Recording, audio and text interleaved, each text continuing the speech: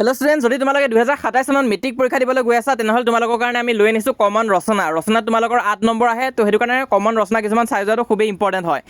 আৰু ভিডিঅ'টোত মই লাষ্টত একদম 4খন মষ্ট ইম্পৰ্টেণ্টটো বাছি দিছোঁ। এনেইতো আমি গোটেই লিষ্টখন দেখাই যাম কোনখিনি ৰিপিট হৈ থাকে, তাৰোপৰি 4খন মষ্ট ইম্পৰ্টেণ্টটো মই বাছি দিম যাতে একদম এণ্ড মমেণ্টতো তোমালোকে চাই যাব পাৰা।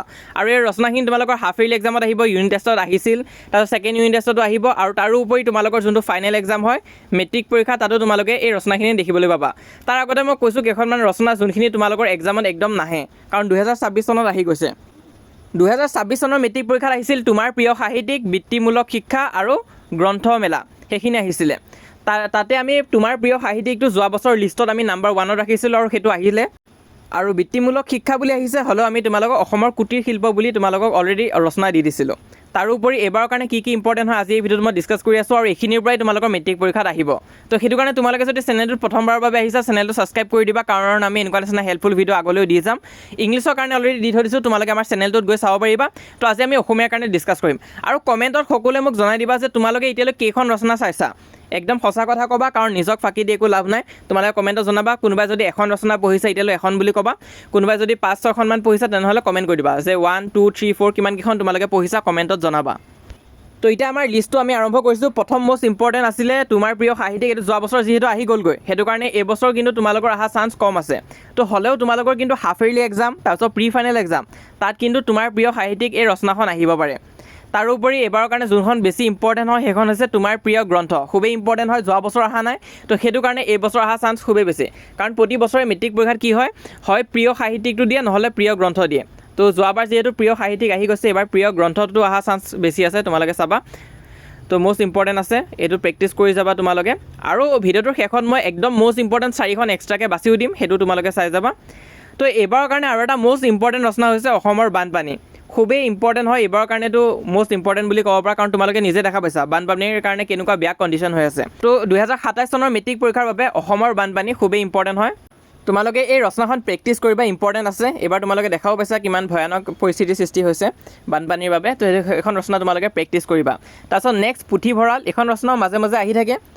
তো মষ্ট ইম্পৰ্টেণ্ট বুলিতো মই নকওঁ, হ'লেও প্ৰেক্টিছ কৰি থৈ দিবা যদি পাৰা, আৰু কাৰণ ঘপককৈ দি দিব পাৰে। কিন্তু তোমালোকৰ হাফ ইয়াৰলি এক্সাম, তাৰপিছত প্ৰি ফাইনেল এক্সাম এইবিলাকততো ইনক্লুড কৰিব পাৰে। তো এইটো তোমালোকে প্ৰেক্টিছ কৰিবা। তাৰপিছত নেক্সট এখন মষ্ট ইম্পৰ্টেণ্ট ৰচনা হৈছে তোমালোকৰ অসমৰ প্ৰাকৃতিক সম্পদ, খুবেই ইম্পৰ্টেণ্ট আছে, মাজে মাজে ৰিপিট হৈ থাকে, যোৱা বছৰ অহা নাই, এইবছৰ অহা অকণমান চান্সেছ আছে, তোমালোকে চাবা, ইম্পৰ্টেণ্ট আছে। আৰু আমিও জানিবও লাগে, এই ৰচনাখন আমি জানিবও লাগে, তোমালোকে প্ৰেক্টিছ কৰিবা এখন। তাৰপিছত নেক্সট তোমালোকে চাবা তোমাৰ জীৱনৰ লক্ষ্য, এই ৰচনাখন খুবেই ইম্পৰ্টেণ্ট আছে, আৰু তোমালোকৰ 2027ত অহা চান্সেছো আছে, সেইটো কাৰণে এখন প্ৰেক্টিছ কৰি থৈ দিবা। শুনোতে চিম্পল লাগে কিন্তু ইম্পৰ্টেণ্ট আছে, কাৰণ ঘপককৈ যদি তোমালোক দি দিয়ে, যদি একো লিখিব নোৱাৰা তেনেহ'লে প্ৰব্লেম হ'ব। 8 মাৰ্কছ আহে ৰচনাত। তো ধুনীয়াকৈ 8 মাৰ্কছৰ কাৰণে তোমাৰ জীৱনৰ লক্ষ্যৰ কাৰণে এখন ৰচনা তোমালোকে প্ৰিপেয়াৰ কৰি ল'বা। আৰু যদি ৰচনা আদি বনাওঁতে প্ৰব্লেম পাইছা চিন্তা নকৰিবা, আমি আমাৰ চেনেলত আগবঢ়াম কেইদিনমান দিন পিছত। তাৰোপৰি নেক্সট হৈছে পৰিৱেশ প্ৰদূষণ, খুবেই ইম্পৰ্টেণ্ট আছে, এইটো তোমালোকে চাই যাবা। আৰু ইয়াৰে ভিতৰত কোনকেইখন ৰচনা তোমালোকক বেছিকৈ লগা হৈ আছে কমেণ্টত জনাই দিবা, মই কমেণ্টত পঢ়ি চাম, যোনখিনিত বেছি কমেণ্ট থাকে সেইকেইখন মই আকৌ ভিডিঅ' হিচাপে দিবৰ কাৰণে চেষ্টা কৰিম। তাৰপিছত নেক্সট চোৱা দৈনন্দিন জীৱনত বিজ্ঞানৰ প্ৰভাৱ, ইম্পৰ্টেণ্ট আছে, মাজে মাজে সুধি থাকে। তো এইখন তোমালোকে প্ৰেক্টিছ কৰিবা, আহি যাব পাৰে। আৰু তাৰপিছত নেক্সট আৰু এখন ইম্পৰ্টেণ্ট ৰচনা হৈছে নিবনুৱা সমস্যা, খুবেই ইম্পৰ্টেণ্ট আছে নিবনুৱা সমস্যা, এইখন ৰচনা কিন্তু তোমালোকে প্ৰেক্টিছ কৰি থ'বা। 2023 চনতো আহিছিলে এই ৰচনাখন, আৰু 2027 চনত অহা চান্সেছ অকণমান আছে, ইমান বেছিও নাই, হ'লেও তোমালোকে পাৰিলে প্ৰেক্টিছ কৰি থৈ দিবা। তাৰপিছত ইয়াৰ পিছত নেক্সট আছে অসমৰ কুটীৰ শিল্প, ইম্পৰ্টেণ্ট আছে, তোমালোকে চাবা। কিন্তু এইবছৰ অহা চান্স কম আছে, 2027 চনৰ মেট্ৰিক পৰীক্ষাত অহা চান্স কম আছে, হ'লেও পাৰিলে তোমালোকে প্ৰেক্টিছ কৰিবা যদি সময় আছে, আৰু যদি সময় নাই তেনেহ'লে নালাগে। তাৰোপৰি আৰু এখন ৰচনা বৰকৈ ৰিপিট হোৱা দেখা যায়, সেইটো হৈছে দূৰদৰ্শন, তোমালোকে চাবা পাৰিলে, আৰু যদি টাইম নাই তেনেহ'লে নালাগে। তাৰপিছত নেক্সট ইম্পৰ্টেণ্ট ৰচনা হৈছে জুবিন গাৰ্গ, তো তোমালোকে জুবিন দাৰ বিষয়ে অকণমান ৰচনা এখন চাই ল'ব পাৰা, ইম্পৰ্টেণ্ট আছে, কাৰণ যোৱাবাৰ বহুতেই ইম্পৰ্টেণ্ট হৈ আছিলে, HSত আহি গৈছিলে কিন্তু মেট্ৰিক পৰীক্ষাত অহা নাছিলে। তো হয়তো 2027ত মেট্ৰিক পৰীক্ষাত আহি যাব পাৰে। ডাইৰেক্টলি তোমালোকক জুবিন গাৰ্গ বুলি নিদিলে প্ৰিয় শিল্পী বুলিও দি দিব পাৰে, কিন্তু তেতিয়া তোমালোকে নিজৰ প্ৰিয় শিল্পীৰ বিষয়ে লিখিব পাৰিবা। আৰু যদি জুবিন গাৰ্গখন মনত আছে এছেখন, তেনেহ'লে তোমালোকে জুবিন দাৰ বিষয়ে এছেখনো লিখি থৈ আহিব পাৰিবা। লগতে এই ভিডিঅ'টো যোনে যোনে চাই আছা তোমালোকে যদি জুবিন দাক ভাল পোৱা তেনেহ'লে কমেণ্টত জয় জুবিন দা বুলি এটা কমেণ্ট কৰি দিবা।